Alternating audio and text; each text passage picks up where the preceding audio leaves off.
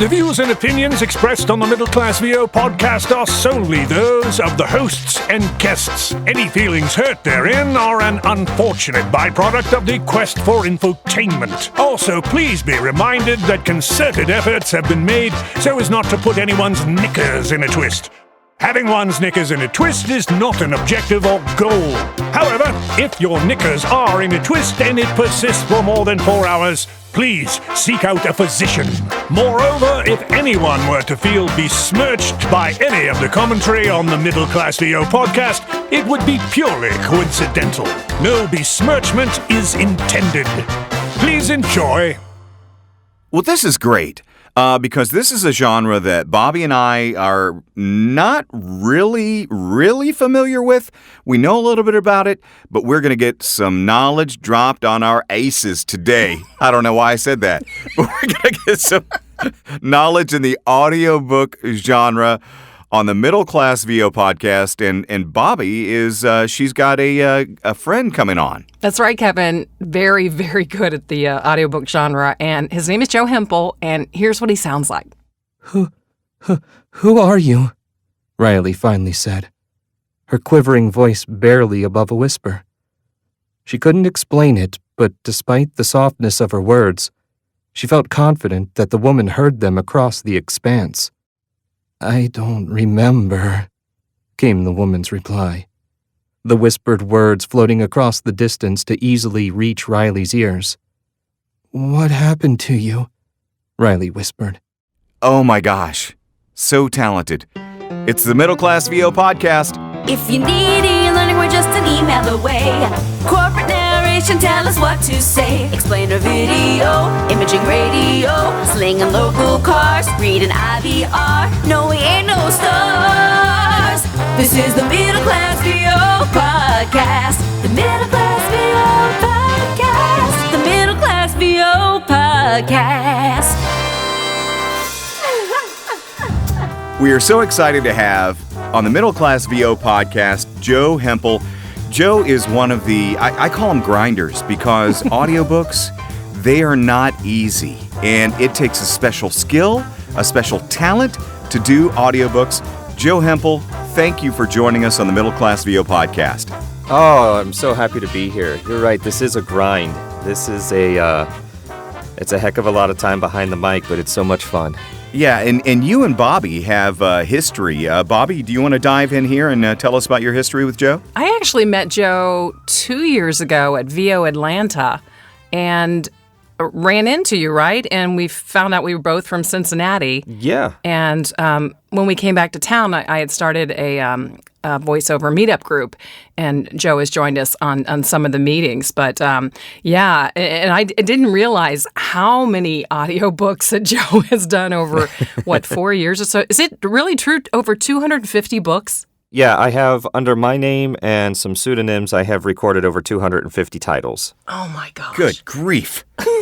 Yeah. He never leaves the studio. You know how many titles I got, Joe? How many? I got one. And it was a short story. It was a lesson well learned. Yeah, it was a short story. It was, it was one of the things very early on where I decided I wanted to make this a living, and I had a very particular strategy going in where it was either going to allow me to explore this further and start making contacts, or it was going to fail miserably. So clearly, you've not failed miserably. Yeah, no, I have. It worked. So He makes a living. My strategy going in was to look for a lot of books that I was interested in, just in genres that I was interested in, not really worry about the money, just, make sure they were good titles, had nice covers, and it was in a genre that I enjoyed, horror or mystery or something like that, and do as much work as humanly possible to build up a good portfolio. And while I was working another job, and, I was getting about 3 hours of sleep for about the first year and a half. Oh my. So every day, working 7 days a week, I was really grinding it because I wanted this. And so that allowed me to get the work ethic that needed to be involved to do audiobooks. And it allowed me to make a lot of great contacts and really look at where I wanted to be in my life. So were you an avid reader to begin with? Is that how you got started? I was a book reviewer. I had my own I had my own blog, and it was gaining some traction with some of the major publishers and stuff like that. But I really wanted to do audiobooks. I thought it was really neat. I loved listening to them. I loved the acting aspect of it because I don't have to get up and actually act in front of people. And so I reached out to one of the authors that I reviewed and said, hey, I'm kind of dabbling in this. Would you allow me to narrate your audiobook? And that's how, we got started. Wow. That's pretty amazing. Skibidi-ba-ba-ba. So do you have to be a prolific reader to be a good audiobook narrator, you think, Joe? I think it helps. It helps in just understanding the story. It helps in deconstructing the text to get to the meat of what the author is trying to convey, why the author chose specific words, how those characters relate. I think it really helps. Unfortunately, I no longer have the time to read for fun, so I'm really fortunate in the fact that I enjoy the books that I do get. So I still get to read a lot. Now, how do you keep all your characters straight, Joe? So when you're reading the book, as you always want to read the book beforehand, you can make little notes. You look at the text and you find little mannerisms or descriptors that the author has written about those particular characters, and you can then kind of tie them to, say, an actor or a friend or something like that. What kind of characteristics match, and then you can kind of go on that. I don't really worry about, what voice I'm going to use. I go by, how does this character act, because you're going to embody that character, and the voice will come with their mannerisms, and they will come with their the way they act throughout the novel, the way they grow. You get into the character and you become the character, the voice just kind of follows. Unless, the author says, this guy has a British accent or something like that, then you have to kind of make that adjustment. That is fascinating, because you would think that, from where Bobby and I come from is a little more, the commercial side, and different genres in that respect. We think more about how is the voice supposed to sound, but you let it evolve organically, it sounds like. Pretty much. I don't really pick a set voice until I am actually recording. If the person is, kind of a short, fat, bald guy, normally they'll have just those characteristics. Maybe they have a lot of mucus and can, have a bit of a deeper voice. So you would add that characteristic in. If they're skinny and kind of old and frail, and, you kind of use that to shape your voice. If they smile a lot, if they're kind of a excitable character who talks a lot, you lend those characteristics into the voice and it will come out. There's very little variation in, say, my male and female voices. It's pitched up a little higher, but the characteristics are going to be different. And you'll be able to tell the difference between them because I'm acting the character, not necessarily just giving them a voice. Wow, that's really interesting. I took an audiobook workshop in New York, a dozen years ago, I guess. And that was one of the things that the instructors said, that when you are creating your voices, you don't create character, big character voices or caricature voices. Right. It's just something that they said just enough is just enough. Yeah. You look at a guy like, say, Scott Brick, who has done, he's the George Clooney of audiobooks. If you listen to his books, you'll be able to tell the difference between his characters, but there is really very, very little variation in his voice. And he doesn't go so far out that if he does a character voice that's kind of, hard on the voice, they may only have a couple lines or something like that. There's no way he's not going to do that for an entire book because you'll ruin your voice. Yeah. So you have to find a nice happy medium, and finding the characters and what their motivations are and what secrets they have are really good places to start forming your characters and to start forming the voices. Skip it a bop bop wow. Wow. Well, let's get into the tech end of it now. So how long would an average book take you to record, and how do you get paid for that recording? So the how long it takes is going to be vastly variant on the technicality of it. If it's a thick nonfiction title, then it's going to take me a little bit longer to record just because I can only do so much a day. I record roughly 2 hours of audio a day, 2 hours of finished audio a day, and that takes about 4 hours. Not straight, take some breaks, let your voice rest. But audiobooks are paid out through publishers and things like that on a per finished hour rate, where it may take me 20 hours to record a 10-hour book, but I get paid for 10 hours. So you adjust your rate accordingly. Okay. Then if it's your own client, you want to add your proofing and your mastering and your editing on top of that, because it's never a good idea to do all that yourself. You're just going to bleed money. Right. Your money is made behind the mic, not doing the little work like that. Hire that out to the professional. So you always hire an editor? Most cases, yes. Some cases, if it's a very short book and I don't have anything coming up, I'll go ahead and edit it, but I will always, always, always send it out to be proofed. Because, if I think 100% that I know how to pronounce a word, then it could be wrong. And if it's wrong, I've said it wrong 30 times, and I'll get hit for that. That's the great thing working with publishers, is they have their own editors, they have their own proofers. So you read the book, you record the book, you send it, you get your pickups back, which are the changes, and then you just send that back and you're done. You can invoice and you're done. There is another way to get paid in audiobooks called royalty share, in which you only get paid if the book sells. That is a very dangerous game, but if you know how to pick the right ones, it creates a really, really fantastic level of passive income. That's interesting, because most people that I've talked to that have done royalty share have said it's crap, it's garbage, don't do it. I love it. Because you're good, though. You've got to be really, really good. And like you said, I guess you got to pick the right titles. Yeah, it doesn't matter how good you are. If you pick crap titles, it's not going to sell. You have to look at certain things in order to make that work.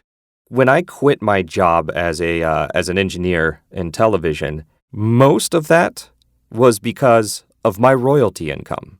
So if you can pick the right titles, if you can form those relationships, and you can do the work and not let it sit, then you can make a good level of passive income. All my bills were being paid by royalties originally when I first started this. I love that. Do you have authors who actually contact you outside of the publishers, Joe? Absolutely. Oh, that's cool. Absolutely. I'm actually going to be doing one for a guy starting Saturday. Normally, my voice gets around in the kind of self-help areas and the horror genres. Those are the people who usually approach me. But yeah, no, most of my work is through publishers now, and the authors that do approach me, we negotiate price and stuff like that. A lot of times I'm too high for them, which is understandable, but I got to eat. Absolutely. And it's a craft. It is an art, what you're doing, and you need to be valued, and you should respect your own value. And so I appreciate that about you already. So quite the dichotomy, doing self-help and horror. Those are the genres that you work a lot in. Could you kind of merge those two and do a self-help on how to murder people? Probably. You can pull that off. The interesting thing is, whenever you meet a publisher for the first time, they usually ask, what are the 3 genres that you think you're the best at? And most of my work right now comes from nonfiction, horror, and romance. Wow. You do romance, huh? I do a lot of romance. I bet that's where the pseudonyms come in. I actually don't use a pseudonym. Oh, you don't? I don't want to take the time to promote a pseudonym as well as my name, and I'm not really, I don't care if anybody looks me up and sees that I've done some romance titles. Romance is, by and large, one of the genres, if not the genre, that keeps this entire thing afloat. Wow. Yeah, romance is booming, and their listeners are voracious, and they will sometimes go through a book a day. Wow. Now, there's a difference between romance and erotica, right? Is that There is. Okay, that's where most people would change their name. Yeah, it depends. I mean, if you're doing something that has an extremely explicit title that you know going in exactly what it is, people would probably use a pseudonym. But for the most part, I have titles that range, from something called like Tempt the Playboy to, Broken Chains, which is, kind of a shifter romance, which is really big right now. Hot topic, sizzling. Can you describe that, please? I'm just amazed at this. Yeah, exactly. Okay, so a shifter romance is when they can shift into wolves or another animal or something like that. Oh, okay. It's kind of funny because they're shifter romances, but the latest one I did, it just means that, they have heightened senses or they have like a pack mentality or, like the male and the female, it's like they're mates, they're one true mate. And, their wolves find each other and, things like that. They're really, really good. And it's not just smut. A lot of the times there is a really solid, really emotional story behind it. And the books that I do, well, they have explicit sex in it. It's few and far between. The story is the catalyst for the sex. The sex isn't the catalyst to the story. Okay. Everyone wants the happily ever afters. Right. So I get the feeling that you kind of like macabre as a person anyway, outside of the genres you do, right? Oh, I do. Yeah, absolutely. Yeah. Interesting. Absolutely. Do you use punch and roll? And if you do, can you kind of explain that? Because I've never understood it. Okay, yeah, I use punch and roll. You have to use punch and roll if you're going to make a living in this. It's basically, I'm reading a book. Actually, I got the sentences say something like, "Only a block from the tavern, the character of the neighborhood changed for the worse." Or so, if I were to go through and say, "Only a block from the tavern, the character of the neighborhood changed for the worst," I would go back, I would stop, I would go back to that sentence, like right before that. I would hit record again, and I would give myself a little bit of a pre-roll so I could hear going up to it, and then it would just start recording where I set that point, and I would just go. So I don't have to go back and take out any mistakes or anything like that. Oh, wow. Yeah, Bobby, actually, a few weeks ago, I was auditioning for a Nashville audiobook producer guy, and we went in, I got in the booth, and that's exactly what he did. He's like, oh my gosh, I would drive myself crazy if I did not do punch and roll. So in the headset, he was recording, and then I would have a pickup line, and so he would roll the line prior and tell me where to pick up, and then as soon as that pre-roll line was done, that's where I dove in, continuing the narration. Okay. Yeah. Got it. I would say it's a little tricky to get, but once you get it, and it doesn't take that long to really get, it's a lifesaver. You'll save so much time. Do you use, I can't imagine, because if you have any kind of noise coming through your studio, or do you have a whisper room, or what's yours called, Kevin? I have a vocal booth, but what's your setup, Joe? I have a whisper room. I just have a single-walled whisper room, which... I'm in an office right now. I rent an office, and it's, in hindsight, that probably was a terrible idea. Why? The noise. Okay. There's noise. So I record in the evening. I have office mates down the hall that they're extremely loud. So we've had to set rules that between like 7 p.m. and 2 a.m., hey, you guys need to keep it down. Wow. Yeah. That would be really bad if you had interruptions like that with audiobooks. Wow. Yeah, so you got to be real careful. You got to kind of pay attention to what's coming through your headset. You'll notice it. You don't have to pay that much attention. You'll notice it. So you know when to stop and when to start again and stuff like that. But you can get on a good stretch and really knock the time out. So I'm amazed that you're recording from 7 p.m. to 2 a.m., though. Is that happening often? I try to start about 6, 7 p.m. And I will go until about 9 p.m., and then I'll take a break. And then I will go, I'll take about a 35-minute, hour break, something like that. And then I'll try to get back in and record from about 10 to midnight. That'll get me roughly my 2 hours of audio in every day. But sometimes that doesn't happen. Life takes over sometimes. You just adjust your schedule accordingly. Right.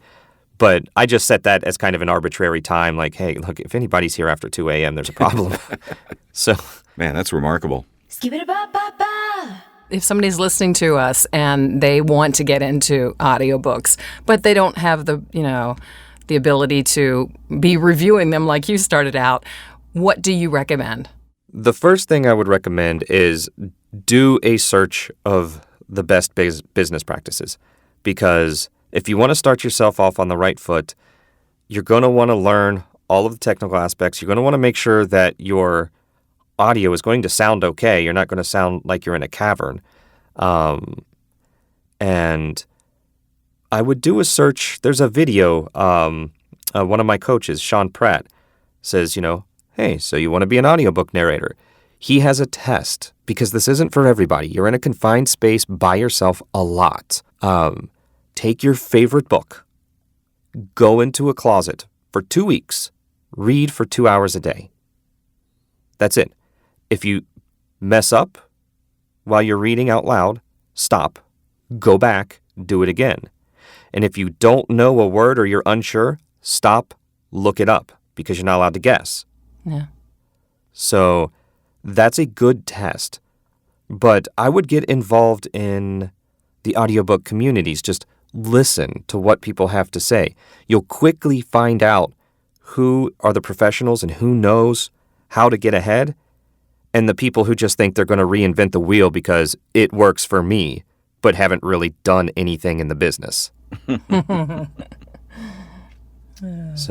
Yeah, the standards are there for a reason. That's good advice. Well, Joe, what's some of the next titles that you're working on, if you can share them? Yeah, absolutely, I can. I am currently working on the second title of a fantasy series called The Mysterious Coin. I should have that wrapped up in the next couple days. I am working on a psychological horror called Intercepts next. And then I have a series that I'm enjoying immensely called Fat Vampire. It is such a fun series. The first book just came out. Books 2 and 3 are already recorded. I'll be starting books 4 and 5 in the next few weeks. They're short, they're quick, they're great. And then I'll be doing another book in this series that I started last year called Does It Fart? It's very fun, it's very funny, but it's actually, these things are difficult because there are so many Latin words. Oh, wow. Oh. Yeah. So, so I'll be starting that soon. It's the third book in the series. First one was Does It Fart?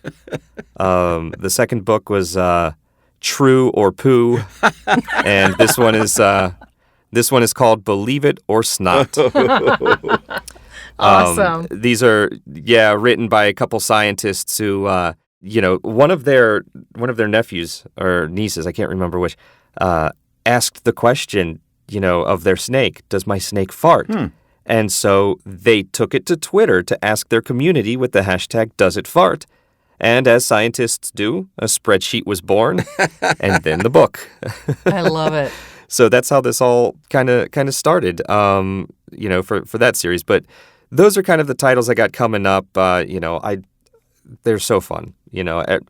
I'm moving across the country in the middle of August, so I've got a lot of work that I've got to finish before then, because I need to get my pickups from publishers and other places, because I can't pack up and move and record in, even though it's the same booth, I'm in a new space, so Yeah. I can't take the chance of it sounding a little bit different. Right. Mm-hmm. So I've got a lot of work to do to wrap up before I head out. And Well, good luck on that move, by all means. yeah, thank you. Yeah, and by the way, I'm dying to know, do snakes fart?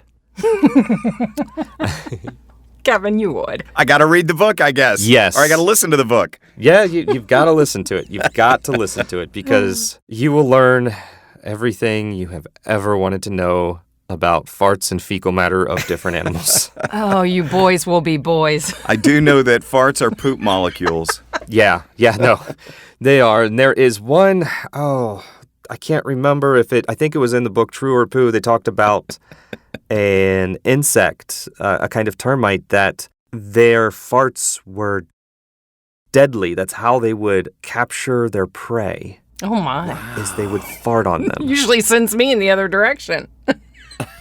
So, yeah, they would fart on them, and their farts are that toxic that it killed or paralyzed their prey. Oh, wow. You know, I dated a girl in college that was... Oh, here deadly. He goes. Here he goes. Oh, man. Well, Joe, thank you so much for your time. And if people are interested in booking Joe Hempel, where can they contact you? What's your website?